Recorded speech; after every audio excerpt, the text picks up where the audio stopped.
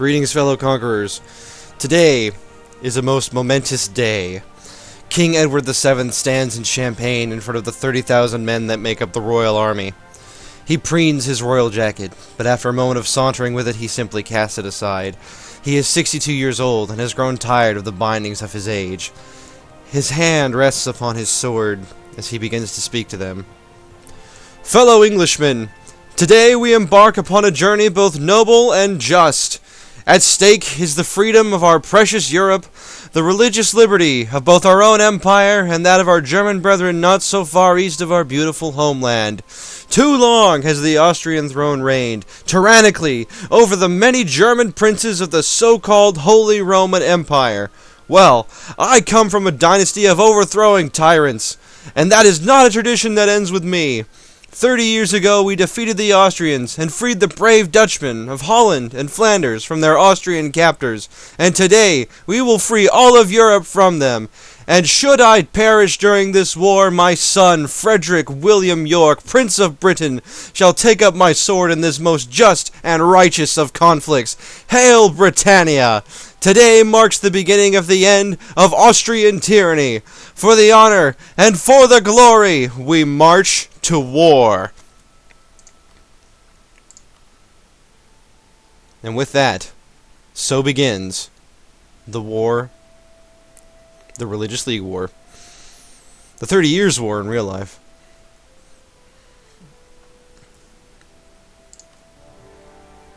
And so it is upon us.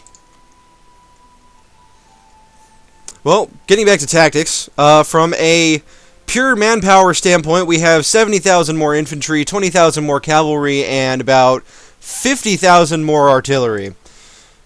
Ourselves, we have a +1 morale advantage from being at Tech 15. Spain, of course, having its own ridiculous morale advantage for being Spain and having defensive ideas.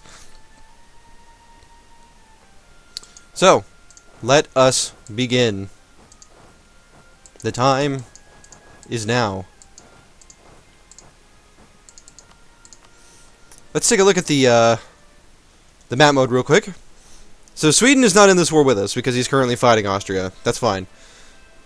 So, as you can see, it's mostly against Austria, Poland, Lithuania, and Brandenburg, and then the rest of the HRE is basically more or less on our side. Now, I thought Brunswick was on our side, but they may have left one of the leagues to pursue their own thing. Actually, no, Brunswick is a member of the league. So why aren't they a part of the war? Oh, because they're currently fighting against Oldenburg and Saxony. Okay, that's fine. Numerical advantage is encouraging. It's very encouraging. Now, bearing this in mind, I want to pick up some mercenaries. I want to reinforce some of these armies that don't have, especially this army, I want to reinforce with a better number of infantry. I also want to pick up some more artillery, I think. So we'll start by building 1 extra artillery for each of those armies, and then we'll build a couple of mercenary regiments as well.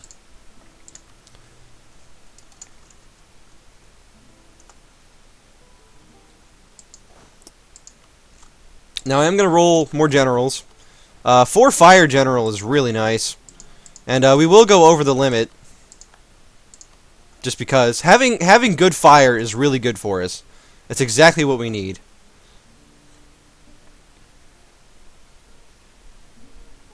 Now this is a war of winning battles.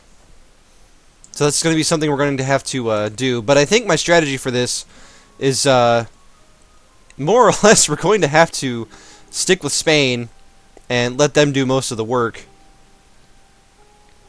Well, actually we have a lot more troops than Spain, so that's actually not quite as viable as we might think. Now, unfortunately, it would take us far too long to actually get to the Dutch to reinforce them, so they are going to lose that battle, which is a shame. They did get stack wiped, which is really shitty, but that's okay. Every little thing going to be alright.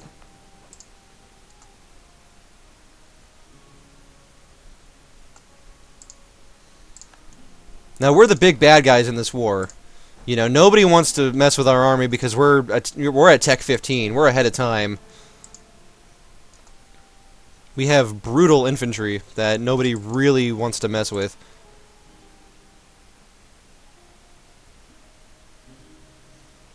Now, unfortunately, until we siege these two forts, we can't really get over there to help, at least not in a timely fashion. So we are going to lose some of the initial battles, but that's okay. More importantly, our Croatian and Ottoman allies are going to either be coming to our aid directly, or they're going to be at least besieging Austria's land, which is also pretty great. Baden has given us some money. Bosnia has given us some money. We appreciate that. And with that, I'll just make more mercenaries, honestly. Or artillery. Artillery could be nice, because our combat width is up to 29, so we can actually afford to have, like, 15 cannons or something like that on the line. So let's keep training artillery. Get some more of that, since we have a good fire advantage. Now, where's that 4 I rolled? Here he is. We're going to go attack the Austrians in this farmland province. We'll see what happens.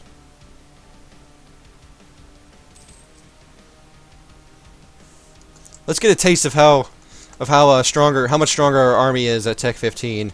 We are crossing a river, which is unfortunate. But their leader is a 3-1, and the Austrian is a 0-4, whereas we have a 4-1. So we'll see which general it chooses for them. We will arrive on the 13th of December. Alright, so the Austrians, did they pick up Tech 15? No, the Austrians do not have Tech 15, and yet somehow they already have... Oh, they've got a crusade bonus for 10% morale. That's interesting. Alright, so we do not have the morale advantage we would have thought. However, we do have a massive fire advantage, as the bodies begin to just pile up, in this battle at least. So that'll get us a little bit of war score back.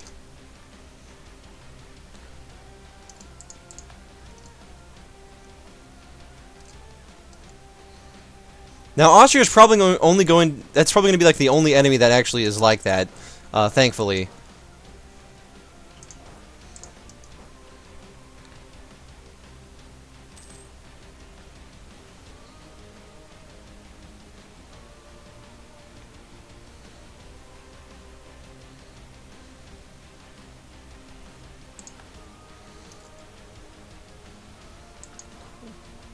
The initial battles are favoring the Austrians. However, I am confident in time that things will change.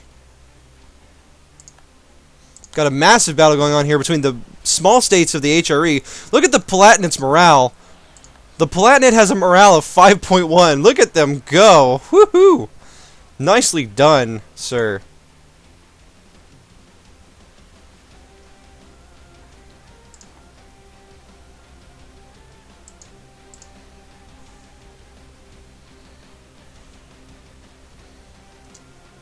Now, as we can see, really, really large stacks moving around over here.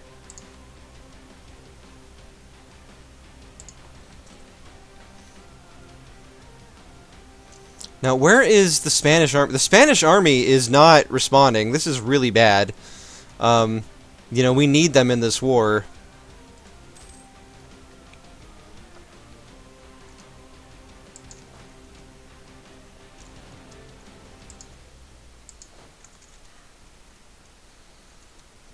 Now, the more small nations we can get out of this war, you know, the better. But I don't know if we can even sign separate pieces in the League War. You know, usually it's not a very good idea to fight it, if I'm being, you know, completely honest. But, you know, this is a special circumstance.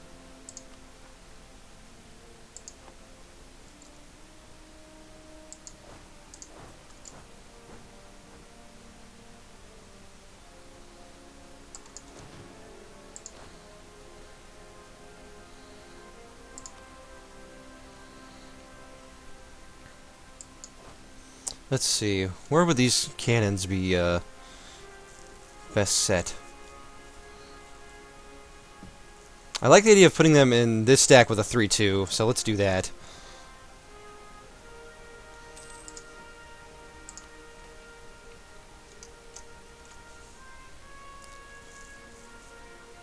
Sure, let's have the live and let live policy for colonization.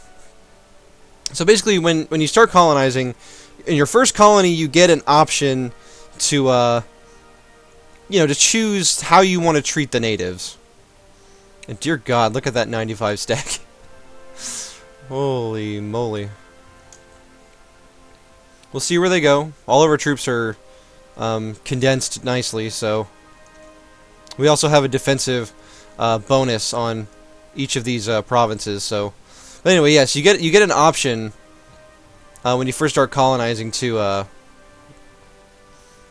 decide if you want to like kill the natives, if you want to trade with them, or if you want to you know, embrace them basically and let them be a part of your country.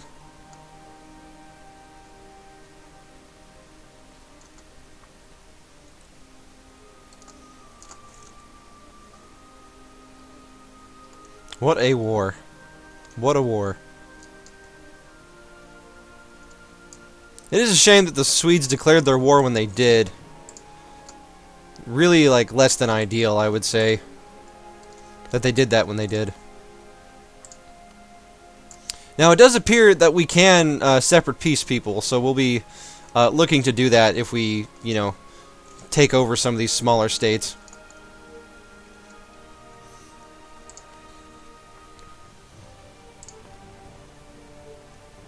We really need to get Spain into the war, and what I may have to do is, since I anticipate this episode taking more than one episode, or take this war, you know, taking more than one episode, it may be prudent to just reload.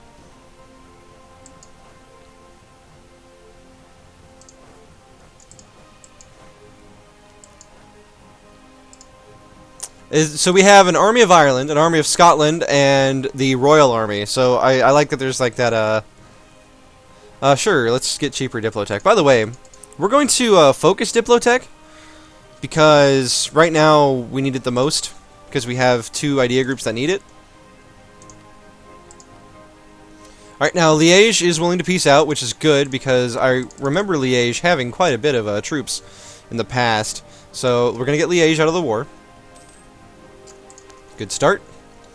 And we'll just keep focusing down these smaller nations until we get them all out of the war, until we can actually defeat the Austrians proper.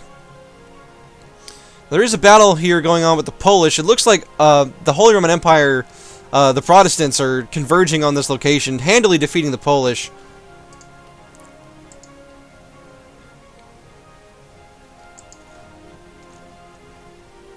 Oh, there's a fort here in Luxembourg. Well, we should probably take that over, I would think. We're taking a pretty hefty amount of attrition, unfortunately, but...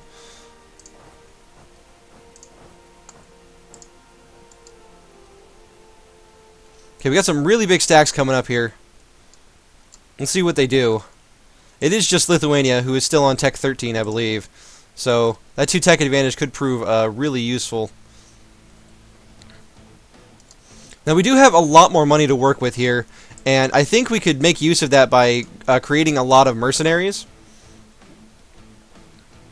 So there's I believe we have a 31 stack. We're gonna attach 5 mercs to actually no, we're only gonna attach a couple mercs to that army. We want more artillery for that army. They really need it. So we'll train like 4 more artillery, since the back row is going to be about 14 or 15. Probably about 14 if I had to guess. So maybe cancel one of these artillery. There we go. Yeah, so for those who don't know, I just want to do this real quick because it's a pretty simple concept. So when you look at your combat width, if you divide it by 2, I believe round down, that is how big your back row is going to be when you're fighting in combat. And when you have your back row, only cannons, only artillery can do damage from the back row. So the ideal army is always going to have enough infantry to fill the front row with a little bit of cavalry, and then just enough artillery to fill the back row.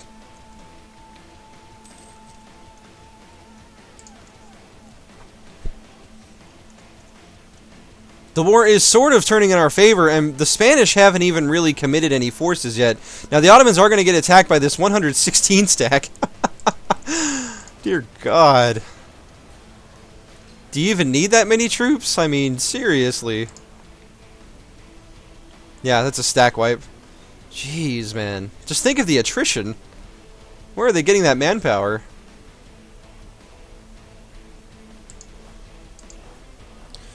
Alright, let's send these 4 to the Army of Scotland.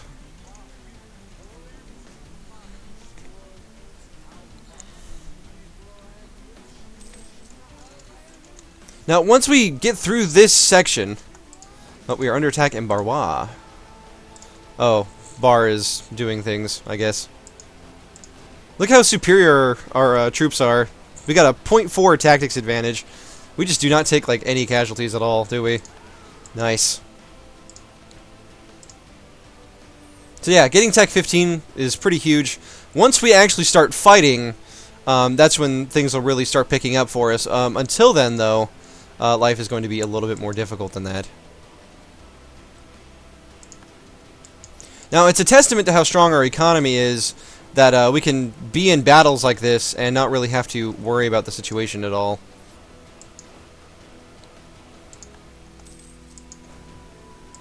Or have this many mercs and not have to worry about it at all, I should say.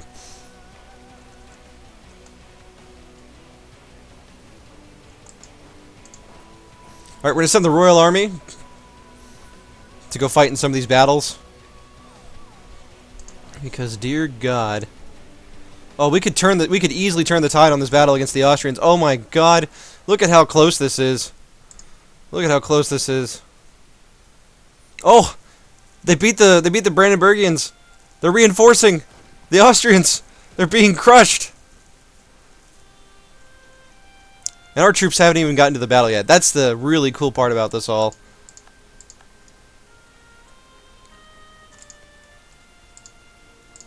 Aww. Gascony lost his claim on Bourbon. Well, that's a shame. Why would you do that? Alright, we're going to come in and probably turn the tide at the last second. Oh, nope, they managed to defeat the Austrians without us. Well, that's good. Good.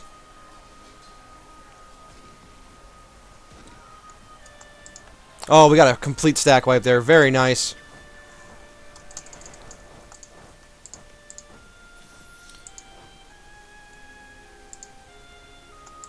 Alright, now we have 3 more artillery, and where was the army I wanted to put that in? Right there, okay. Currently up to 106,000 troops, so we're about where we should be.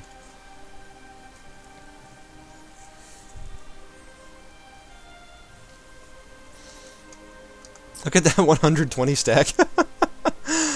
Oh, this war is insane. But we are, oh my goodness, we currently have 100,000 more infantry and 50,000 more artillery than our opponents. We are massively in the lead, and even if, you know, if Spain's troops aren't helping out, we're still doing just fine.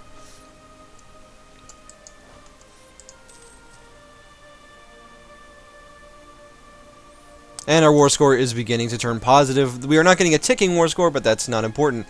And thankfully, blessedly, we are the league leader. It looks like there is going to be a battle here in Ingolstadt. We will send in the troops. Let's send in the Royal Army. Make England proud. Oh, look at the body count. Oh, it's brutal. Absolutely brutal. Look at those numbers. Oh, both sides just taking massive casualties. Oh, but the shock phase and the fire phase both just doing so much damage. Even taking a -1, we are just obliterating the opposition. Oh, oh, we've broken through their lines. They're routing. So many dead. Their morale advantage means nothing when we're just crushing them so handily, but they are reinforcing with more troops. We're going to send in the Scots, while the Army of Ireland, you know, we'll call them, hold on, this isn't right. We need to change this. Make it more proper. There we go. The Army of Desmond. There we go. The Army of Desmond. We will send them to do special siege tasks. They'll be our special ops, you know.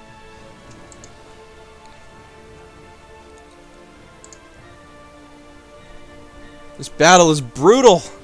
Just the numbers. The casualties. Oh, we're actually losing a phase for once. We roll the 1 to their 6. That would do it. Now, we're probably still going to win this battle. However, we are going to reinforce with another 38,000 troops. But it looks like we might win anyway.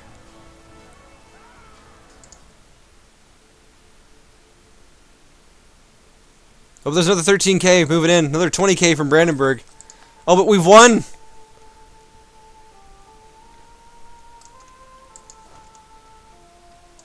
Alright, we're going to attack now in Landshut.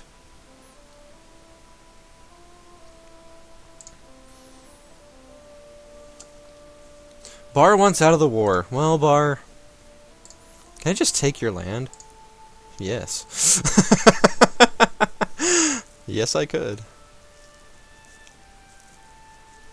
Oh, he'll see the error of his ways in time. Oh, that's 30 development. Oh, very nice.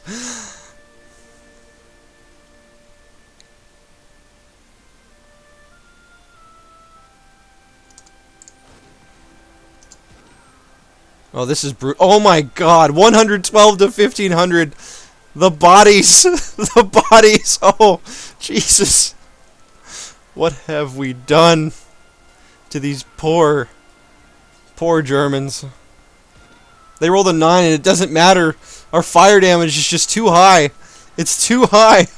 Oh, and they get stack wiped. Oh, the brutality. Gain a victory at Landshut. Oh, nice. The League War has brought us all the way to the capital of one of our enemies. Striking at the heart of their nation, we were victorious to their great shame. Among the many skilled soldiers involved, one in particular has been praised for contributing to the victory and has been promoted to the position of general after showing exceptional calm and quick thinking during the mayhem. We gain a general with 50 tradition. Oh, yeah. Let's see what he's like. How good is he? Oh, he's a 2-5. Oh, I like it. We'll put him in the army with the most cavalry, which I think is going to be the Royal Army. No, that would be the army of the Scots. I can think of no better army than to put a shock general in than the army of the Scots. Now, I don't like this battle because we are taking a -1 crossing. If the situation begins to look grim, I will send in the army of Desmond to turn the tide. But it looks like an army from Milan is going to come in. We have won the siege of Sundgau, so yes, we are going to send in the Desmondians. The army of Desmond is on the way. Hold firm, my brethren. Hold firm.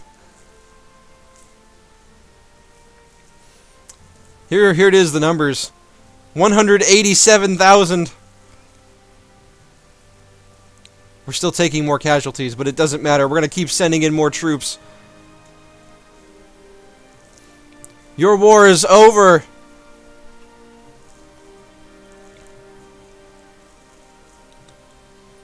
And we will not stop until Austria is completely defeated.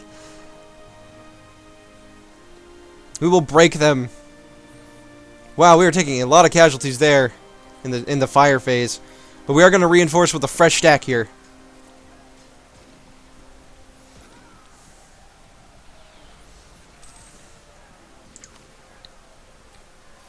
There we go. That should win us the battle. Lose 10 prestige. While the Protestant faith may be crucial for us, some members of the League are not so noble in their intentions. An ambassador recently returned from Arnhem with word from the Dutch, who admitted that what they really hope to gain from this war is expansion of their borders. Unpleasant news, weakening the strength of our cooperation and position to negotiate peace. Lose 10 prestige and 20 diplo power. What a shame. We're down to 4 prestige, by the way, from breaking so many alliances. We'll get it back, though. Don't worry about that. And finally, we have won the battle. 5 war score. Whew.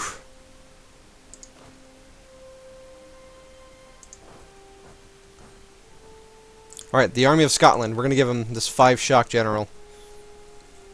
And we'll go ahead and get rid of the one that was leading the Scottish, because he was not a very good general at all. Getting quite a bit of army tradition from this war as well. We are going to move our troops into Tyrol and begin to siege it.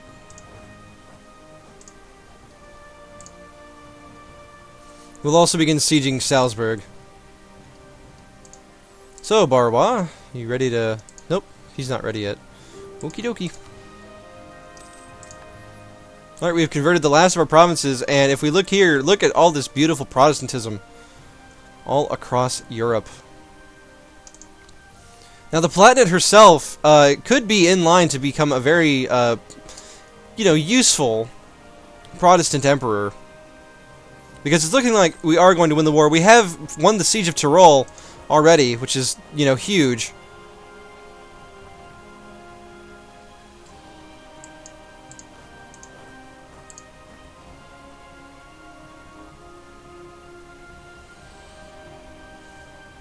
As you can see, the Austrians and Lithuanians just frantically pouring mercs into the situation while our allies have gone to besiege Brandenburg's land.